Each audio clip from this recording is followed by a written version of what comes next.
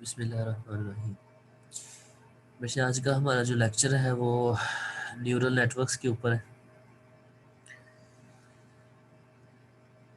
Artificial intelligence का ये बहुत ही अहम टॉपिक है न्यूरल नेटवर्क्स।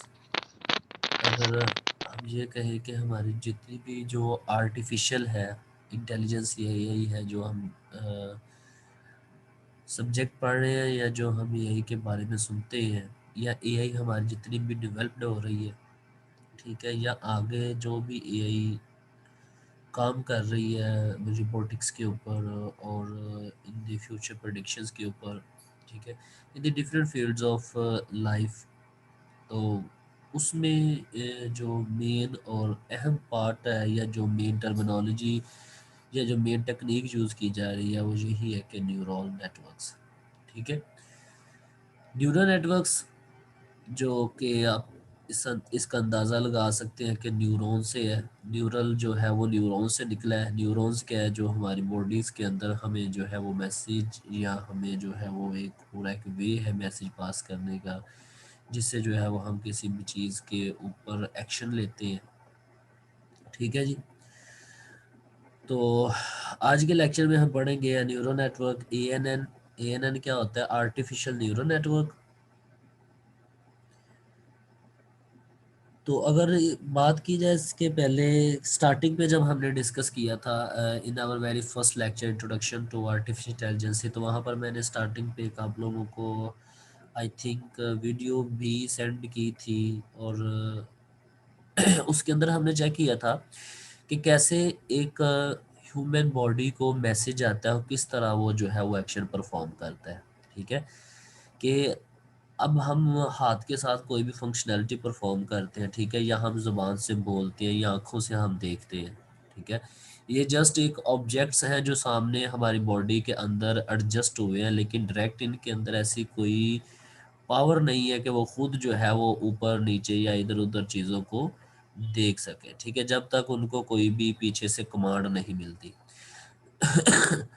तो हमारे ये हाथ पाँव मैसेज और ये जो बॉडीज़ जो मूवमेंट जो है कंट्रोल कर रहा होता है या इनकी जो मूवमेंट होती है वो कौन कंट्रोल कर रहा होता है, कौन को मैसेज पास करता है। तो डेफिनेटली हमारा एक इसमें आंसर होगा कि हमारा जो माइंड है, ठीक है, वही इसको जो है वो कंट्रोल कर रहा होता है। कैसे कंट्रोल कर रहा होता है, अगर हम इसके बारे में थोड़ा-सा डिस्कस करें, तो हमारी बॉडीज़ के अंदर जो न्यूरॉन्स हैं, न्यूरॉन्स के अंदर 3 पार्ट हमारे पास होते हैं। अगर यहाँ पर मेरे पास एक डायग्राम मौजूद है, वहाँ पर आपको अगर दिखाया जाए ये वाले जी।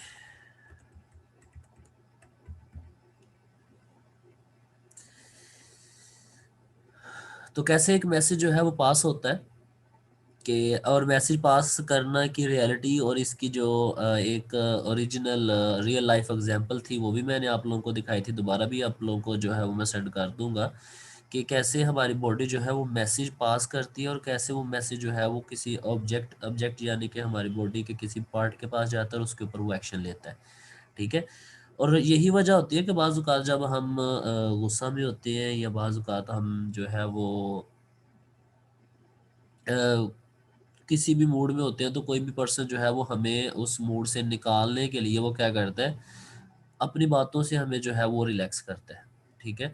अब ये देखें ना, हम तो गुस्सा हो रहे होते हैं, हम किसी को मार पिटाई कर दें, बजाय इससे कि वो हमारे हाथ को, कभी किसी को हुआ है कि उसने कहा जी आपके हाथ को समझाता हूँ, ये रुकता नहीं है, ये किसी को मारता है, या मैं अपनी आपकी जो है वो ज़ुबान को समझाता हूँ, वो ज़्यादा बोलती है या गलत बोलती है, ठीक है। कभी भी नहीं ऐसे होता, हमें जो है वो हमने माइंड को ट्रेन करना होता है। अगर हमने किसी चीज़ से दूर जाना होता है या हमने किसी चीज़ से बचना होता है, तो हम डेफ़िनेटली कुछ ऐसी बातों को जो है वो अप्लाई करते हैं जिससे हमारी मेंटली जो थिंकिंग है उस चीज़ के बारे में वो चेंज हो सके। ना कि हम जो है वो अपने हाथ काट दें, ना हम अपनी ज़ुबान काट दें। बजाय इससे कि हम उस चीज़ को कंट्रोल करें जो बिहाइंड द सीन उसके पीछे चल रही है। सही है जी। आई होप कि आपको थोड़ी-सी मेंटली स्टडी के बारे में थोड़ा या न्यूरॉन्स के बारे में, यहाँ कैसे एक बॉडी काम करती है by using the mind working, आपको इसकी अंडरस्टैंडिंग हुई होगी। तो यहाँ पर स्क्रीन पे आपको एक एग्जांपल भी डायग्राम भी नज़र आ रही है कि कैसे जो है वो मैसेज पास होता है और कैसे इंफॉर्मेशन जो है वो ट्रांसफ़र होती है। इन दी फर्स्ट वेरी जो हमारे पास इनपुट होती है, जहाँ से एक्सेप्ट की जाती है, वो हमारी डेंड्राइटिस होती है, ठीक है। वहाँ से इनपुट हमारे पास होती है और आगे हमारे पास एक्सॉन्स होते हैं, ठीक है, जो इनपुट्स को रिसीव करते हैं और आगे जो है उसको थ्रो करते हैं, ठीक है, जिसको हम न्यूरॉन्स पल्स भी कहते हैं, ठीक है, जिससे हमारा जो है वो इन ब्लड जो है वो सर्वाइव करता है इसके अंदर। तो नेक्स्ट जो है वो उसके आगे जो भी हमारा हैंड है, टंग है, जो भी है वो उसको मैसेज को, इंफॉर्मेशन को एक्सेप्ट करता है, ट्रांसफ़र करता है, जो भी एक्शन है उसके आगे परफॉर्म करता है, ठीक है। तो इसी को यूज़ करते हुए, इसी वर्किंग को यूज़ करते हुए कि जैसे हमारा माइंड जो है वो वर्क कर रहा है जिस टर्मिनोलॉजी के ऊपर, जिस टेक्निक के ऊपर, तो आर्टिफिशियल इंटेलिजेंस ही हमारी जो है वो इसी के ऊपर बेस कर रही है। और जो उनकी मिशन स्टेटमेंट है in the very first lecture, ये भी हमने इसको डिस्कस किया था कि वर्क, हमने अपनी मशीन्स को, हमने अपने रिबोटिक्स को या जितनी भी डिवाइसेस वगैरह यूज़ हो रही है उनको ऐसे बनाना है कि वर्क लाइक अ ह्यूमन, ठीक है, कि जैसे इंसान काम करता है वैसे ही जो हो कोई ऐसी मशीन डेवलप करना चाह रहे हैं या कोई भी चीज़ को डेवलप करना है, but till no there is no any machine exist that work like a human, ठीक है। Work like a human means that कि ऐसी मशीन्स तो डेफिनेटली हमारे पास मौजूद है कि जिसके अंदर वो कोई बड़ा हैवी वेट उठाने के लिए, ठीक है, या किसी स्पेसिफिक कंडीशंस के लिए मौजूद होंगी। जैसे कि मैं आप लोगों को अगर मज़ीद इसके बारे, जैसे हमारे पास एग्रीकल्चर है, वहाँ पर काफ़ी ज़्यादा इसकी इन्वेंशंस हो चुकी हैं कि आपने किसी भी फसल को पानी कब लगाना होता है, ठीक है, या उसके अंदर कोई भी डिज़ीज़ है उसको डिटेक्ट करना होता है, ठीक है। मतलब किसी स्पेसिफिक कंडीशंस के लिए हमारे पास डिफरेंट वेज़ में, डिफरेंट फील्ड में इसकी इन्वेंशंस हो चुकी हैं जहाँ पर वो काम कर रही हैं। लेकिन जैसे एक ह्यूमन जो है वो एनवायरनमेंट के मुताबिक अपने आप को चेंज करता है, एनवायरनमेंट के मुताबिक सीखता है, एनवायरनमेट के मुताबिक जो है वो एडजस्ट करता है ऑन द स्पॉट या रियल लाइफ में वो चीज़ों को आंस क्वेश्चन आंस करता है। वहाँ इस तरह की कोई भी हमारे पास अभी जो है वो इन्वेंशंस नहीं हो चुकी जिसके ऊपर जो है वो एआई लगी हुई है, ठीक है। तो आई होप कि आपको इसका अंदाज़ा हो गया होगा। अब हम इसके कुछ मॉडल्स को डिस्कस करते हैं। इससे ऊपर इसके बारे में कंप्लीट एक इंफॉर्मेशन जो है वो लिखी हुई है कि बेसिक स्ट्रक्चर क्या होता है एएनएन का, and what are the artificial neural network क्या होता है जिसको हम डिस्कस कर रहे हैं। इसमें एक साइंटिस्ट का नाम लिखा हुआ है, the inventor of first neuro computer, ठीक है, जो फर्स्ट न्यूरो कंप्यूटर था डॉक्टर रॉबर्ट एच नेल्सन, जिस ठीक है, जिसने उसको इन्वेंट किया था। Define a neural networks as a computer system. यहाँ पर नीचे डेफिनेशन लिखी हुई है, अगर आप डेफिनेशन इसकी लेना चाहते हैं कि व्हाट इज़ न्यूरल नेटवर्क, और according to the MCQs point of view जो है वो आप ये भी ले सकते हैं। The first inventor of the neural network, neural computer, ठीक है। तो उसके पॉइंट ऑफ व्यू के लिहाज से आप इसे याद कर सकते हैं। And the definition of the neural network, a computer system made up of a number of simply high interconnected processing elements which process information by their dynamic state response to external inputs, ठीक है, कि dynamically जो हम एक external input, मतलब कि एक बाहर से हमें चीज़ों को इनपुट मिलती है, हम उसके मुताबिक जो है वो अपना बिहेवियर शो करते हैं, ठीक है, वो हमारे पास न्यूरॉन्स होते हैं और ये एक मिलियंस में होते हैं। अगर यहाँ पर ये लिखी भी हुई है कि the human brain is composed of 86 billion neuro cells called neurons, ठीक है जी। 86 बिलियन आप जो है वो न्यूरो सेल्स होते हैं जिसको हम न्यूरॉन्स कहते हैं। They are connected to other 1000 cells by axons, जो हमारी इंफॉर्मेशन उसको ट्रांसफ़र करते हैं न्यूरॉन्स को। Stimuli from the external environment are inputs from sensor organs are accepted by the dendrites.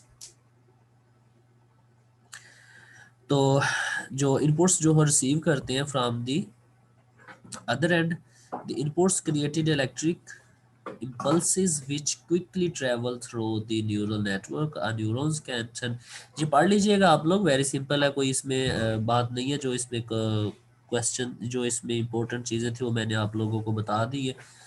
I hope कि आपको इसके बारे में अंदाज़ा हो गया होगा कि word is ANN, artificial neural network.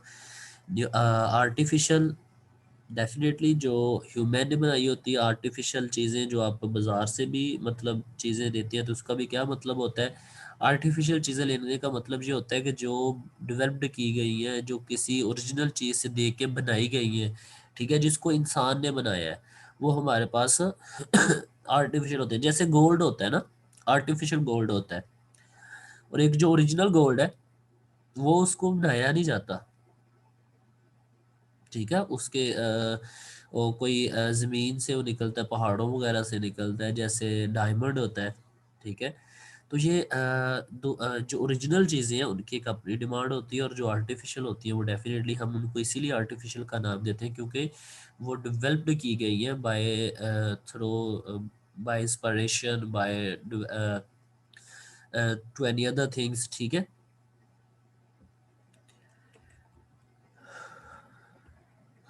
तो अगर आपने पेपर में ये स्ट्रक्चर बनाना हो तो आप सिंपली इन जस्ट लाइन लगा के, ठीक है, आप जस्ट इनका एज एक्सेप्ट इनपुट एड्रेस लिख सकते हैं, और साथ आगे मतलब ये कंप्लीट आपको याद करने की या ट्रेसने की ज़रूरत नहीं है पेपर के अंदर। जस्ट आप इसका कॉन्सेप्ट अगर पॉइंट्स लिख देंगे तो बात चल जाएगी, कोई ज़रूरी नहीं है कि आप इसको ट्रेसें पेपर के अंदर। So ANN are composed of the multiple nodes which imitate biological neurons of human brain. The neurons are connected by the links and they interact with each other. ये वही चीज़ें जो हैं वो हमने इसको पढ़ चुके हैं कि हर नोड जो है वो दूसरे नोड के साथ कनेक्टेड होता है। यहाँ पर बताया जा रहा है कि पहले हमारे पास ये एक्सेप्टिंग इनपुट होती है, आगे हमारे पास एक्सॉन्स होते हैं, इंफॉर्मेशन को पास करते हैं, नेक्स्ट हमारे पास जो है वो आउटपुट होती है जो आगे जाके चीज़ों को हमें एक्शन करवाती है, ठीक है। मतलब हर नोड जो है वो दूसरे के साथ कनेक्ट होता है, जो एक इनपुट जो है वो पास हो रही है वन पॉइंट से अदर पॉइंट तक। तो इसी तरह इसी चीज़ को यूज़ करते हुए हमने जो है वो अपना न्यूरल नेटवर्क बनाया। तो ये आपको जो डायग्राम नज़र आ रही है, अब इसको हम कहते हैं जी, ये एक न्यूरल नेटवर्क मॉडल है हमारे पास, ठीक है। सबसे पहले जैसे इन दी स्टार्टिंग पे हमने देखा था, फर्स्ट में इनपुट एक्सेप्ट होती थी, ये हमारी इनपुट आ गई। सेकंड में हमारे पास जो एक्सॉन्स होते थे वो हमारी क्या आ गई जी, हिडन लेयर्स, ठीक है। जो हिडन लेयर्स जो एक इनपुट लेते हैं और उनके आगे हमारे पास आउटपुट तक चीज़ों को ट्रांसफ़र करते हैं, ठीक है। तो नेक्स्ट यहाँ पर हमें जो भी है वो आउटपुट शो होती है। अब output definitely according to our requirements या अकॉर्डिंग टू आवर डिज़ायर, जिसकी चीज़ों के ऊपर भी हम काम कर रहे हैं उसी के मुताबिक जो है वो हमारी आउटपुट होगी, ठीक है जी। तो उसके बाद ये अब सिंपली जस्ट एक स्ट्रक्चर ऑफ एआई है, बाकी मज़ीद भी इसको हम एलेबोरेट करेंगे with the help of example कि ये मॉडल को कैसे हम इनपुट लेंगे, फिर उसके बाद हिडन लेयर्स क्या होती हैं, आउटपुट कैसे शो होती है, ठीक है। ये जस्ट अभी एक स्ट्रक्चर जैसे ऊपर माइंड का बनाया गया था, नीचे हमने न्यूरल नेटवर्क का एक स्ट्रक्चर बनाया है, ठीक है। तो अभी हम इसको एग्जांपल्स के साथ मज़ीद एलेबोरेट भी करेंगे, ठीक है जी। जस्ट अभी हम थोड़ा सा अंडरस्टैंडिंग लेवल ले रहे हैं कि according to neural network, type of neural networks है जी हमारे पास, feed forward and feedback. Two type of ANN है हमारे पास, एक फीड फॉरवर्ड है और एक फीड बैक है जी। फीड फॉरवर्ड के अंदर क्या होता है, फीड फॉरवर्ड के अंदर ये डायग्राम से आपको क्लियर हो जाएगा, ऊपर इसकी वैसे लिखी भी हुई है एक्सप्लेनेशन, वहाँ पर भी आपको इसके अंदाज़ा हो जाएगा। फीड फॉरवर्ड के अंदर आप ये दोनों जो है वो डायग्राम देख रहे होंगे कि हमारे पास कोई भी बैक आने का जो है वो वे नहीं होता, ठीक है। मतलब जितनी भी हमारी इनपुट्स जा रही हैं वो डायरेक्ट आगे की तरफ फॉरवर्ड जा रही होती हैं, कोई भी हमारी इनपुट जो है वो वापस जो है वो नहीं आ रही होती। अब ये दोनों डायग्राम देखें, इनपुट आ रही है, उसके बाद आगे हिडन लेयर से आउटपुट, ठीक है। अगर सेकंड पे भी देखें तो आप सेकंड पे भी देखें इनपुट एंड देन अब hidden layers and then go back to the output layers, ठीक है जी। तो यही कॉन्सेप्ट आपने अपने माइंड में रखना है कि in the feed forward, forward में तो आपको इसी भी अच्छे से भी लगा सकते हैं कि हम आगे की तरफ जा रहे होते हैं तो पीछे का जो है वो इसमें कोई वे नहीं होता, ठीक है। उस नेटवर्क को हम कहते हैं जी ये फीड फॉरवर्ड है, कि इसमें कोई भी इनपुट हमारे पास या कोई भी रिक्वायरमेंट या कोई भी चीज़ हमें जो है वो बैक पे वापस में नहीं आती। अगर हम आगे के जा रहे हैं तो उससे मज़ीद जो है वो हम आगे की तरफ ही जाएंगे, ठीक है जी। आई होप कि आपको यहाँ तक का अंदाज़ा हो गया होगा। नेक्स्ट हमारे पास है जी फीडबैक। फीडबैक में डेफिनेटली हमारे पास फॉरवर्ड था, तो फीडबैक में क्या चीज़ें आएगी कि जिसमें हम कुछ चीज़ों या इनपुट्स जो है वो अगर हम अप्लाई कर रहे हैं किस चीज़ों के ऊपर, अगर हमें डिज़ायर्ड आउटपुट जो है वो नहीं मिलती, ठीक है। अब आपने पहले यहाँ से अब से पहले जो है वो चीज़ें पढ़ी होंगी या प्रोग्रामिंग में जो डिस्कस किया होगा वो यही किया होगा कि जो हम इनपुट देते हैं और जो भी हमारे पास रिजल्ट्स आ गया वो ही चलेगा, ठीक है। लेकिन यहाँ पर ऐसे नहीं होता। यहाँ पर हमें डिज़ायर्ड रिजल्ट लेने के लिए हम दोबारा मॉडल को ट्रेन करते हैं। हम मॉडल्स के अंदर यूज़ की गई वैल्यू को खुद भी चेंज कर सकते हैं, ठीक है। कि अपने डिज़ायर्ड रिजल्ट्स हमें चाहिए, हम उसकी जो एक ट्रेनिंग मॉडल होता है, ठीक है। ये कंप्लीट जब एग्जांपल करेंगे वहाँ पर आपको इसकी अंडरस्टैंडिंग होगी। अगर फीड बैक समझाने के लिए ये मैं चीज़ आपको बता रहा हूँ कि बैक आने का मकसद क्या है यहाँ पर, कि देखिए यहाँ पर मुझे कुछ जो वैल्यूज़ चाहिए थी, जो रिजल्ट्स चाहिए थे वो नहीं आते डिज़ायर्स, ठीक है। तो मैं क्या करता हूँ कि मैं अपने मॉडल्स को दोबारा ट्रेन करता हूँ, वापस आता हूँ, या जो मेरे पास लेयर्स यूज़ हो रही है, ठीक है, मैं इनकी तादाद को बढ़ा देता हूँ, ठीक है। तो कुछ इस तरह की टेक्निक्स, कुछ इस तरह की वैल्यूज़ को हम जो है वो एडअप करते हैं जिससे हमारे रिजल्ट्स में जो है वो अफेक्ट पड़ता है और हमें जो डिज़ायर्ड रिजल्ट चाहिए होता है वो मिलता है, ठीक है जी।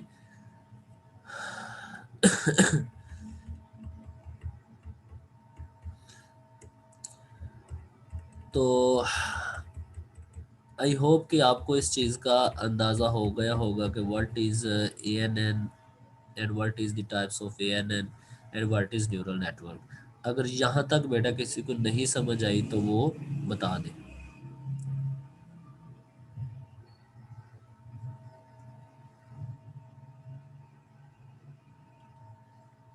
सर आ गई है। हाँ जी, बाकी स्टूडेंट्स जो हैं वो भी 7 अदर स्टूडेंट्स, बेटा अगर आप भी बता देंगे तो मुझे अंदाज़ा हो जाएगा कि वाकई ही आपको समझ आ गई है। क्योंकि इससे आगे जब हम नेक्स्ट लेक्चर में एग्जाम्पल के ऊपर जाएंगे तो अगर वहाँ पर आप दोबारा कहेंगे सर ये कैसे हुआ, तो फिर दोबारा से मुझे ये कंप्लीट समझाना पड़ेगा आप लोगों को। जी सर आ गई है समझ। ठीक है,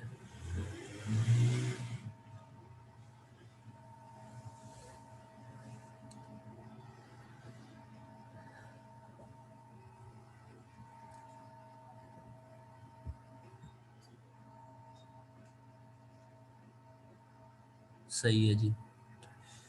3 शहादतें मिल गई है, इट्स मीन के समझ आ गई है।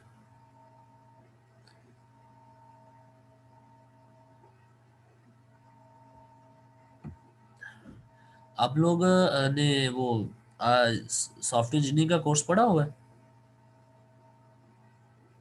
जी सर पिछले सेमेस्टर में पढ़ा था। कौन सा सॉफ्टवेयर इंजीनियरिंग 1 पढ़ा था 2 पढ़ा था? सॉफ्टवेयर इंजीनियरिंग सब्जेक्ट ही था 1 2 का तो पता नहीं। नहीं नहीं, वेरी आपने क्या उसके अंदर मॉडल्स को डिस्कस किया था या सॉफ्टवेयर टेस्टिंग को डिस्कस किया था? मॉडल्स थे।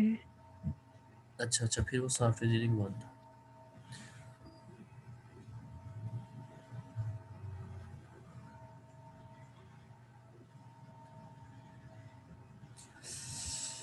चले जी, ठीक हो गया। अब नेक्स्ट हमारे पास है जी एक अहम टॉपिक। अब ये जो हम चीज़ें डिस्कस ये जो चीज़ें हम डिस्कस कर रहे हैं इनके ऊपर एक कंप्लीट बुक्स हैं, कंप्लीट इनके ऊपर एक एक रिसर्च है, ठीक है। अब उसकी तरफ तो खैर मैं नहीं जाऊंगा, क्योंकि अब जहाँ तक आपका कोर्स है वहीं तक जो है वह मैं आपको इसके बारे में बताऊंगा। तो नेक्स्ट अब एएनएन इन मशीन लर्निंग, ठीक है जी। मशीन लर्निंग के अंदर एएनएन जो है वो कैसे काम कर रहा है, किस तरह जो है वो चीज़ों को परफॉर्म कर रहा है।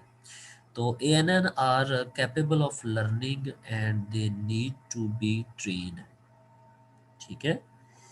एएनएन जो है हमारा जो न्यूरल नेटवर्क है वो कैपेबल होता है लर्न करने का, ठीक है, चीज़ों को लर्न करता है। जैसे हमने इसकी एग्जांपल आप लोगों को बताई थी कि मैंने, अगर एग्रीकल्चर फील्ड में मेरे पास वीडियो पड़ी हुई मैं आप लोगों को सेंड करूंगा कि एग्रीकल्चर फील्ड में जो है वो ह्यूमन की एफर्ट को कम करने के लिए ह्यूमन की चीज़ों को काम, क्योंकि कंप्यूटर फील्ड वहाँ पर ही रिलायबल होती है या वहाँ पर ही इसका एडवांटेज हम लोगों को मिलता है कि जहाँ पर ह्यूमन एफर्ट कम हो रही हो, अगर हम किसी भी डिवाइस को या किसी भी कंप्यूटर टेक्नोलॉजी को यूज़ कर रहे हैं तो अगर ह्यूमन एफर्ट भी उतनी है तो हम टेक्नोलॉजी को भी यूज़ कर रहे हैं तो आई थिंक उसका वहाँ पर कोई भी फ़ायदा नहीं है, ठीक है जी।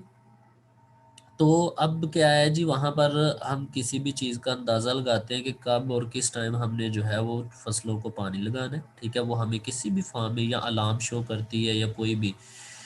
तो इनका फ़ायदा क्या होता है कि बाज़ औक़ात हमारी चीज़ें जो है वो ऐसे ही गल सड़ जाती हैं, हमें जो है वो टाइमली पता नहीं चलता कि हमने कब उसको पानी देना होता है, कब नहीं देना होता, ठीक है।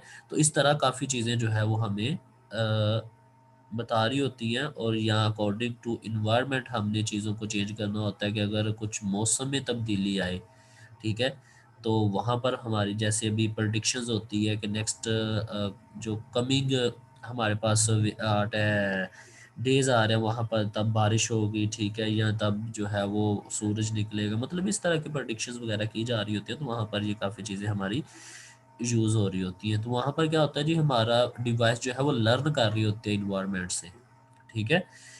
तो मशीन लर्निंग के अंदर हम इसको यूज़ करते हैं जहाँ पर हमारी मशीन्स जो हैं वो लर्न करती हैं by using the ANN technology. तो उसके अंदर हमारे पास there are the seven learning strategies, जिसके अंदर हम टू स्ट्रेटजीज को डिस्कस करेंगे। एक सुपरवाइज्ड लर्निंग होती है और एक हमारे पास होती है अनसुपरवाइज्ड लर्निंग, ठीक है।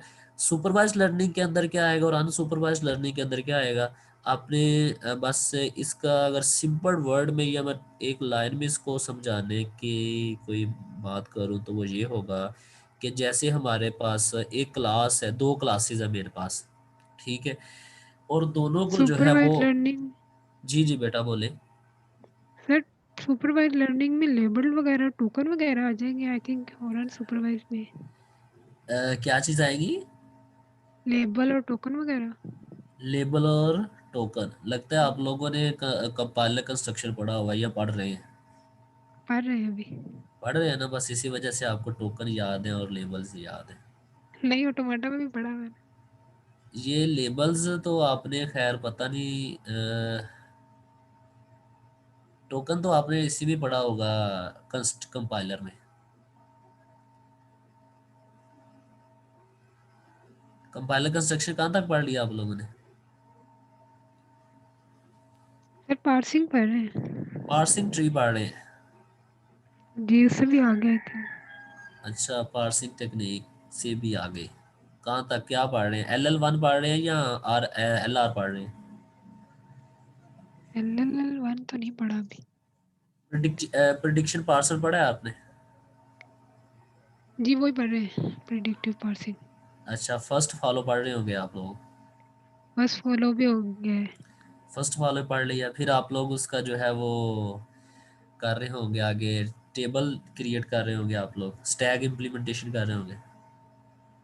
नहीं, फर्स्ट फॉलो लास्ट सेक्शन में यही पढ़ा ना, लेफ्ट रिकर्जन फर्स्ट फॉलो। हाँ जी, वो तो रिकर्जन एलिमिनेशन मेथड के साथ आपने रिमूव भी की होगी रिकर्जन वगैरह। जी सर। सही है, चले गुड है जी, अच्छी बात है। बस कंपाइलर कंस्ट्रक्शन में आप लोगों को अगर मैं इसके बारे में एक टिप दूँ तो बेटा, आप लोगों ने जो 6 फेजेस है ना कंपाइलर कंस्ट्रक्शन के, जी सर। उनको नहीं भूलना, वही सर है आपका कोई पेपर होगा। कोई है पास पेपर आपके पास? हेलो जी। जी यार, आप बहुत आगे की सोचती हैं। चलो मैं बाद में बताती हूँ। अच्छा, सुपरवाइज लर्निंग। सुपरवाइज लर्निंग की बेटा बात हो रही थी कि हमारे पास दो चीजें होती हैं, दो क्लासेस हैं हमारे पास, ठीक है। अब दो क्लासेस को मैं जो है वो असाइनमेंट दे देता हूँ, ठीक है। दो क्लासेस को ही मैं असाइनमेंट दे देता हूँ। अब एक क्लास के अंदर जो है वो मैं वहां पर खड़ा हूँ, सुपरवाइज्ड कर रहा हूँ उनको, ठीक है। बात की समझ आ रही है? एक क्लास को मैंने दोनों को असाइनमेंट दी, एक क्लास के अंदर जो है वो मैं खुद खड़ा हूँ, उसको जो है वो बकायदा उनकी सुपरविजन कर रहा हूँ, ठीक है। और उनको जो है वो मैंने एग्जाम्पल दी है, उनका आंसर जो है वो मेरे पास है, ठीक है। और मैं जो है वो उसके मुताबिक जो है वो चीज़ों को चेक कर रहा हूँ। लेकिन जो दूसरी क्लास है जो उनको असाइनमेंट दी है, उसका आंसर हमारे पास मौजूद नहीं है, ठीक है।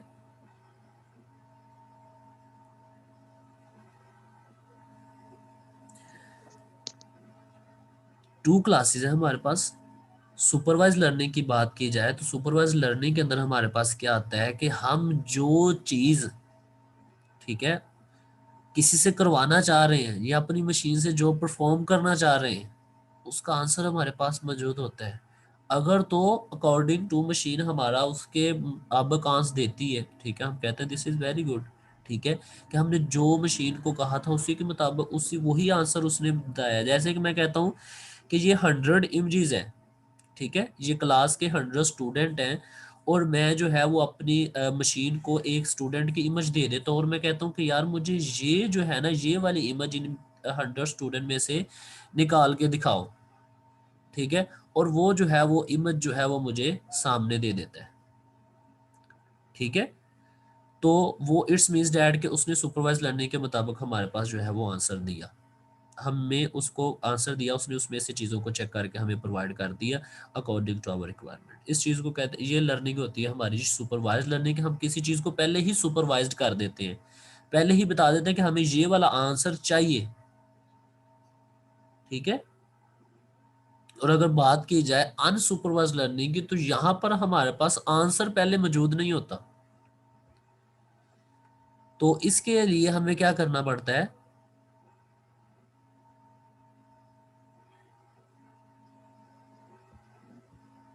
Target attributes. चले खैर, मैं आप लोगों को इसके बारे में जो है वो भी थोड़ा सा बता देता हूँ, फिर इसके बारे में डिस्कस करते हैं।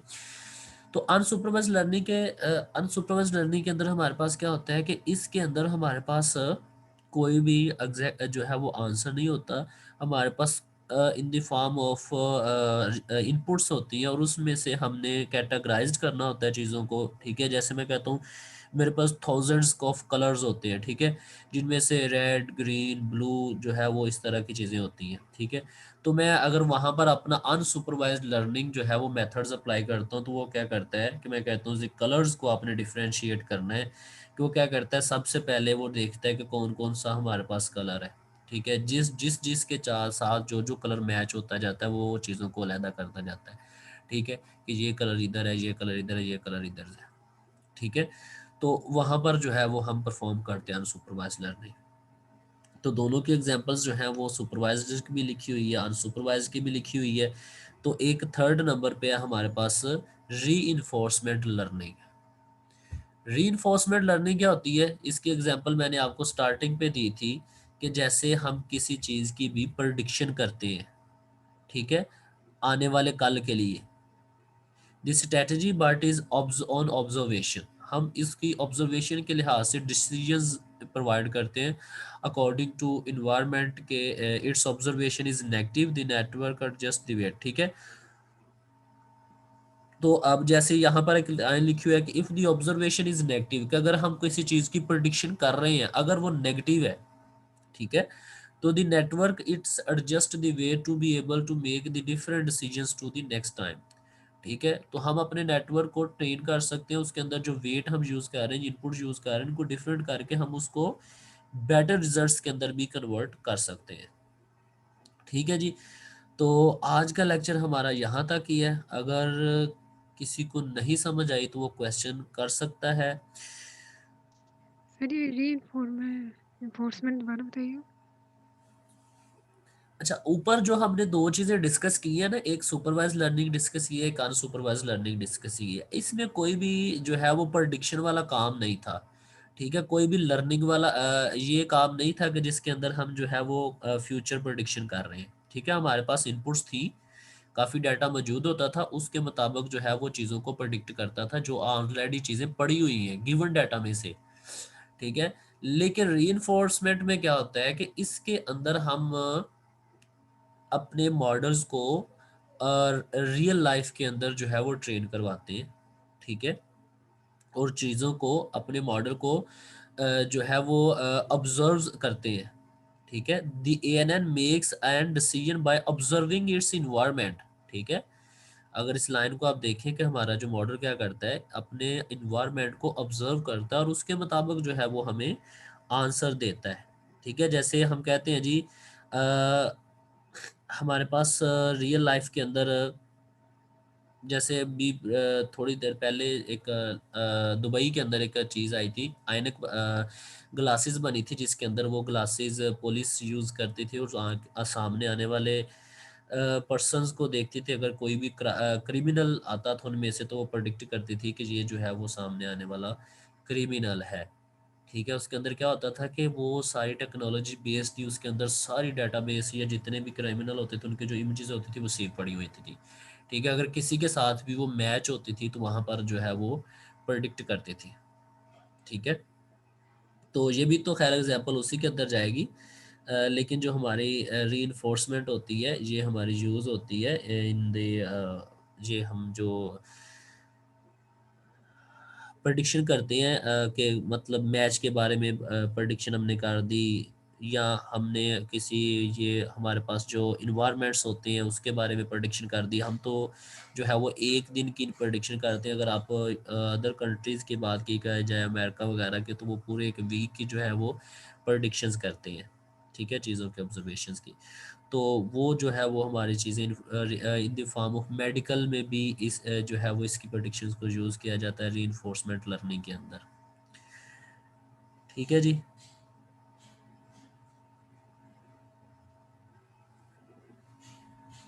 हाँ जी बेटा जी।